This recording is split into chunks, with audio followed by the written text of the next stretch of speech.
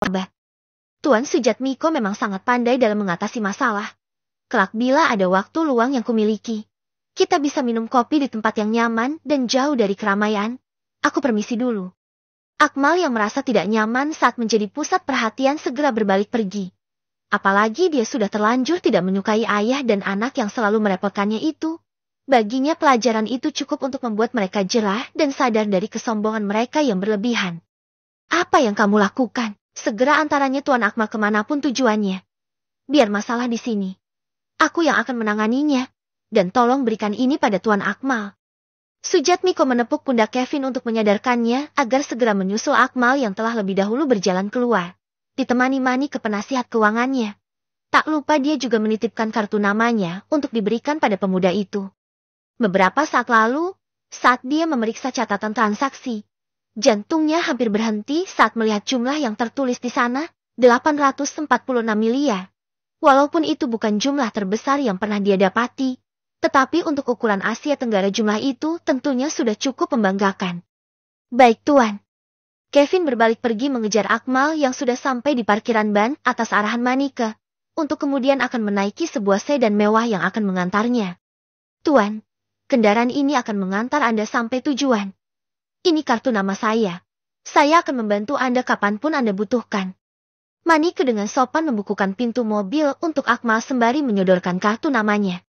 Baik, beberapa hari ke depan. Setelah beberapa urusanku selesai, aku akan mengundangmu untuk membicarakan lebih lanjut mengenai sistem kerja sama kita. Baik itu gaji dan sebagainya. Baik Tuan. Tunggu. Kevin dengan nafas terengah-engah berlari kecil mendekati mereka berdua. Maaf membuat Tuan menunda keberangkatan. Saya hanya ingin menyampaikan terima kasih atas kerja semangat. Dan ini, Tuan Sujatmiko memintaku untuk menyerahkan kartu namanya. Beliau berpesan agar Tuan tidak segan menghubunginya saat mengalami kesulitan apapun. Anda memang selalu sungkan. Kelak saat bertemu kalian sebaiknya memanggilku nama saja. Itu terdengar lebih akrab. 1 jam kemudian Akmal akhirnya turun dari sedan mewah itu tepat depan gang kosnya yang terlihat kumuh.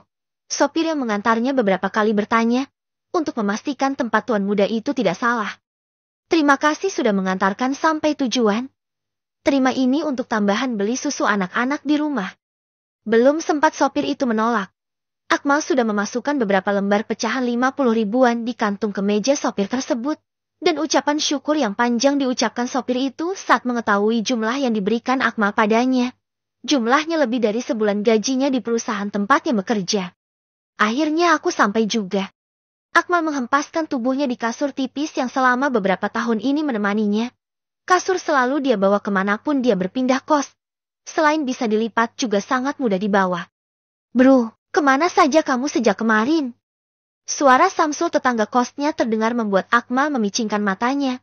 Rasa kantuknya buyar begitu saja. Selin suara sahabatnya itu yang keras. Dia juga teringat dengan beberapa ponsel yang harus dia servis. Walaupun sekarang dia sudah memiliki uang ratusan miliar, tidak membuatnya menjadi malas.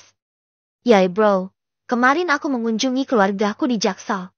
Tumben siang-siang begini kamu masih di kos. Biasanya sudah berangkat bekerja ke pabrik. Akmal beranjak berdiri, lalu melebarkan pintunya mempersilahkan Samsul untuk masuk. Wajah sahabatnya itu nampak muram saat Akmal menanyakan hal itu. Seperti sebelum-sebelumnya. Aku kena PHK. Pabrik sedang merugi, jadi sebagian karyawan dirumahkan tanpa pesangon. Akmal menatap sahabatnya itu. Sudah hampir 2 tahun mereka tinggal di kos yang sama. Samsul berasal dari Madura. Kehidupannya hampir sama dengan Akmal, hanya saja dulu dia menikah muda. Istrinya menggugat cerai dirinya saat menjadi TKW tenaga kerja wanita atau yang sekarang lebih dikenal sebagai PMI, pekerja migran Indonesia di Arab Saudi. Dari pernikahannya itu, dia memiliki seorang putri kecil yang diberi nama Caca. Lalu apa rencanamu sekarang? Bukankah Caca 2 bulan lagi akan masuk sekolah? Huuf. Samsul menghembuskan nafasnya. Kemudian menatap Akmal, lalu berkata, Allah Maha Adil kawan. Selalu ada jalan. Dari sisa tabunganku, aku berencana untuk kembali berjualan. Mungkin untuk sementara aku akan menyewa salah satu gerobak sate milik Bokiem. Sampai nanti aku sanggup membeli sendiri. Samsul mengeluarkan sebungkus rokok murah dari sakunya. Kemudian membakar lalu mengisapnya dalam-dalam. Rautnya kembali tenang, Samsul memang seorang yang taat beribadah, bahkan sesekali menjadi imam syalat subuh di musola di ujung gang tempat tinggal mereka. Akmal yang sekarang tentu saja berbeda. Dengan kemampuan finansialnya tentu tidak akan sulit membantu sahabatnya itu. Begini saja, kenakan baju yang rapi, lalu kita akan pergi mencari lokasi yang bagus untukmu berjualan. Bro, aku sudah menemukan tempat yang cocok. Di bawah jembatan layang sana, butuh waktu 20 menit saja untuk mendorong gerobak sate. Tapi kalau kamu ada waktu, kamu bisa menemaniku berbelanja beberapa barang yang diperlukan untuk daganganku. Tunggu apa lagi? Ayo kita berangkat sekarang. Sana ganti sarungmu itu. Akmal yang semula berniat menjelaskan maksud bantuannya itu menunda keinginannya. Bagaimanapun nanti Samsul akan melihat sendiri apa yang direncanakan Akmal untuknya. Oke. Setelah sahabatnya keluar untuk berganti pakaian, Akmal mengeluarkan black phone dari saku celananya. Kemudian menekan beberapa digit nomor yang dilihatnya dari sebuah kartu nama berwarna pink milik Manike. Wah, apa nggak boros nih bro? Harusnya kita naik angkot saja. Itu bisa menghemat banyak uang.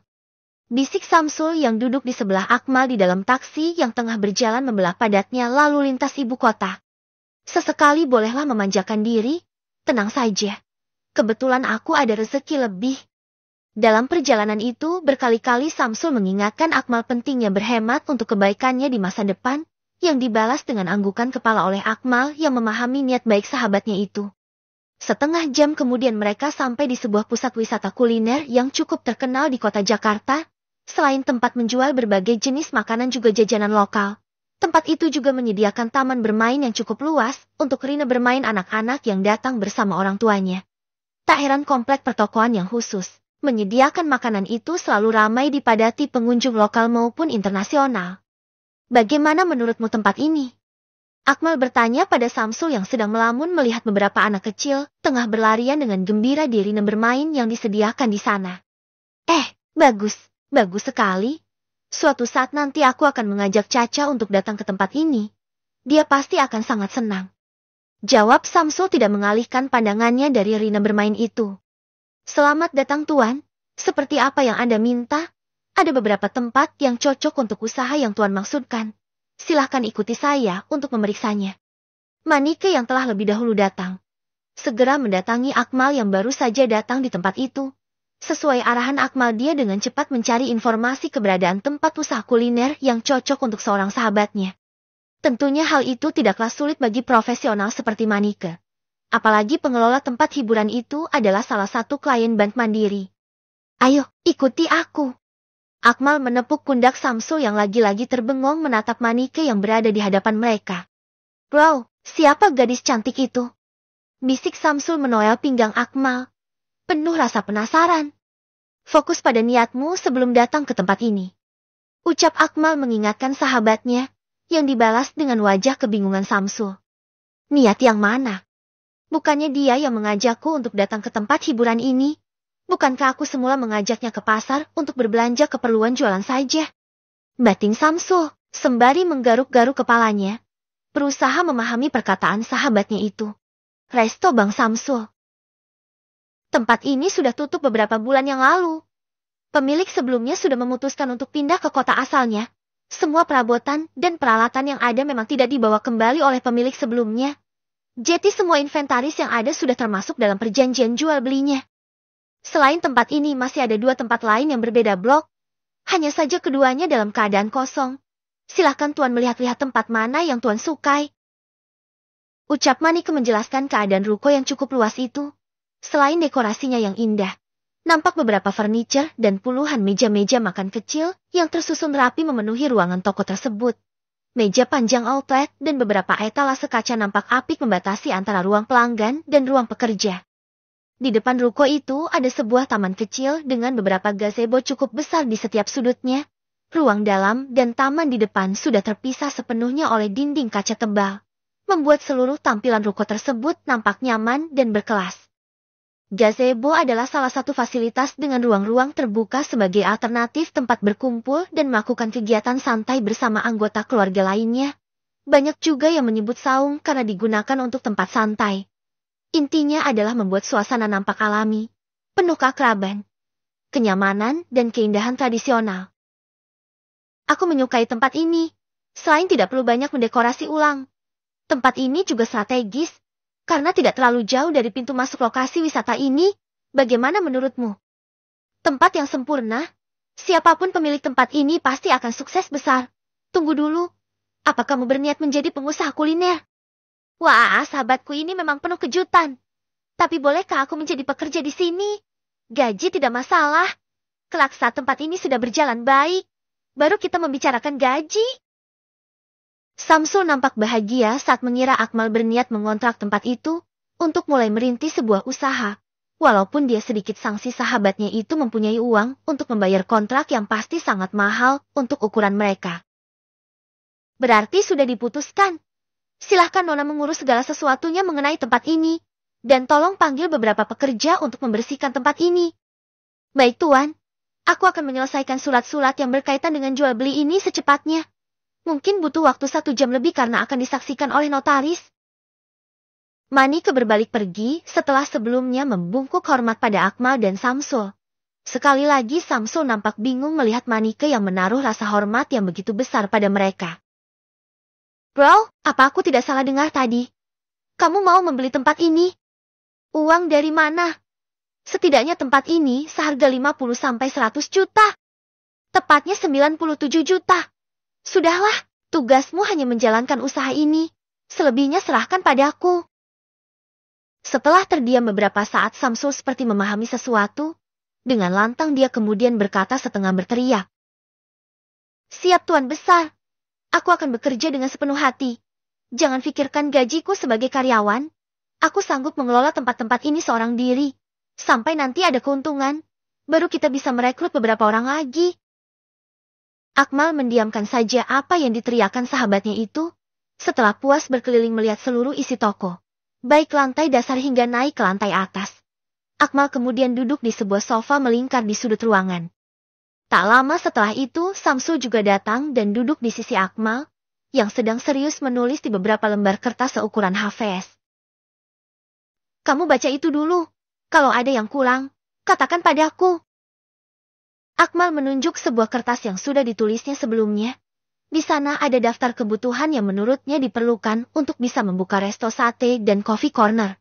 Termasuk jumlah pelayan dan kasir, ditambah 2 orang security, lengkap dengan perkiraan gaji. Semua itu sebenarnya masukan dari Manike yang sedikit paham tentang manajemen restoran. Karena dulu almarhum ayahnya memiliki usaha di bidang kuliner, tentunya tidak mungkin dia menunjukkan secara langsung cat itu di black phone miliknya, yang orang biasa tidak bisa tampilan di layar ponsel misterius itu. Coffee Corner merupakan sebuah ide bisnis yang terinspirasi dari warung kopi. Berbeda dengan warung kopi, Coffee Corner lahir dengan konsep yang lebih fresh. Dengan nuansa yang lebih modern dan santai, segmen pasar bisnis ini juga cukup luas, mulai dari para anak baru gede EBG hingga pebisnis. Menurut Akmal bisnis ini dapat menjadi sebuah peluang yang menjanjikan. Keren. Konsep yang benar-benar hebat. Bro, aku gak nyangka kamu bisa sevisioner ini. Aku yakin resto milikmu ini akan ramai dikunjungi pembeli. Aku benar-benar bangga padamu. Tapi, apa ini?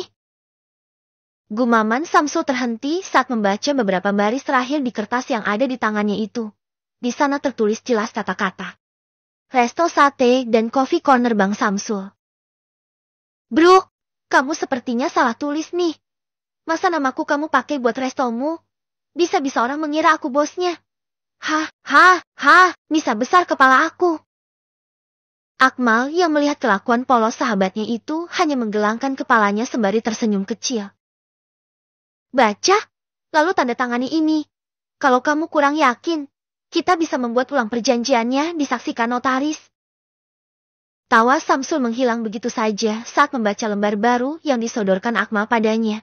Itu adalah surat perjanjian pinjaman modal usaha pendirian resto, sate dan coffee corner Bang Samsul. Sebesar 150 juta tanpa bunga, dengan waktu pengembalian yang tidak tertulis, di paragraf terakhir bahkan tertulis. Hutang itu akan dianggap lunas saat Samsul menemukan jodoh yang baru. Kemudian menikah, secara hukum hutang modal tersebut dianggap hadiah pernikahannya. Bro, tolong jangan mengolokku seperti ini. Jantungku bisa berhenti tiba-tiba. Tapi, oke, ku ikuti permainanmu Tuan Besar. Samsul kemudian ikut berlagak serius untuk mengimbangi permainan sahabatnya itu. Selayaknya bos besar, dia meraih ballpoint di tangan Akmal, kemudian menandatangani perjanjian yang menurutnya mengada-ada itu. Oke, semuanya sudah beres. Akmal mengambil kembali perjanjian pinjaman modal itu. Kemudian melipatnya dengan rapi, lalu memasukkan ke saku kemejanya dengan hati-hati. Bertepatan dengan apa yang dilakukannya, di luar Manike nampak berjalan masuk dengan 3 orang gadis, serta 2 orang pemuda di belakangnya. Maaf membuat Tuan menunggu. Kalian semua, lakukan tugas yang sudah kuatur untuk kalian tadi. Setelah menyapa Akmal, Manike memberi perintah pada kelima orang yang ikut datang bersamanya, sesuai dengan permintaan Akmal sebelumnya, untuk mencari orang-orang yang Akmal tugaskan, buat membersihkan sekaligus menata kembali resto yang sudah dibeli Akmal. Baik Nona. Kelima pekerja itu dengan cekatan mulai merapikan dan membersihkan bangunan 2 lantai tersebut. Setelah duduk bersebelahan dengan Akmal, Manike menyerahkan sebuah map berwarna merah, dan sebuah buku tabungan dengan kartu ATM yang terselip di dalamnya. Semua sudah kusiapkan seperti permintaan Tuan. Silahkan diperiksa. Apakah ada yang perlu ditambahkan lagi? Berikan semuanya pada sahabatku itu. Aku dan dia sudah menandatangani perjanjian kerjasama tadi. Kini semua itu adalah miliknya, sesuai dengan yang sudah dia setujui tadi. Akmal meminta Manike untuk menyerahkan map yang berisi akta jual beli, lengkap dengan surat kepemilikan yang sudah dipindah tanganku pada Samsul. Sedangkan buku tabungan itu berisi uang sisa pembelian bangunan 2 lantai tempat mereka berada sekarang. Jadi total tabungan itu berjumlah 53 juta rupiah. Yang tentu saja diberikan Akmal untuk melengkapi kekurangan peralatan sekaligus sebagai modal awal usaha resto milik Samsul. Apa ini nyata? Ucap Samsul di dalam hatinya, saat membaca berkas-berkas penting di dalam map merah tersebut. Entah kenapa kedua telapak tangannya basah oleh keringat, disertai jantungnya yang berdebar tak beraturan. Novisa